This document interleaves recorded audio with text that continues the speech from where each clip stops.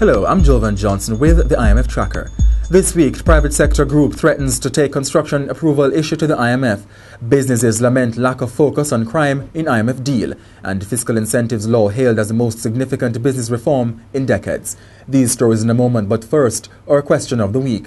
What does it mean to boil the ocean? Stay tuned, the answer comes up at the end of the program. The private sector organization of Jamaica said it could ask the International Monetary Fund (IMF) to make reform in the construction approval process a structural benchmark if the Jamaican government does not act.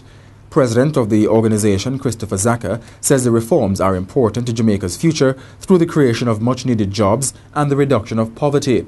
He told the Jamaica Developers Association audience recently that currently most construction development approvals take between 8 to 18 months to be completed.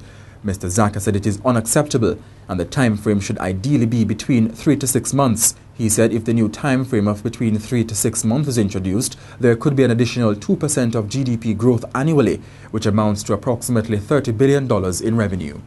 And the private sector organization of Jamaica says since the Jamaican government secured its deal with the International Monetary Fund in May, there has been little focus on national security. The organization's president, Christopher Zaka, said there has been an underemphasizing of national security and justice in the IMF agreement.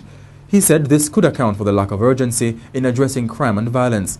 Mr. Zaka said it is important that sufficient focus be placed on crime as investors are being driven away and the country is losing out on economic growth and development. National Security Minister Peter Bunting recently disclosed that Jamaica will end 2013 with a murder figure almost 10% higher than last year's. Businessman Joseph Matalon has described the fiscal incentives legislation as the most significant reform of the business tax system in 30 years.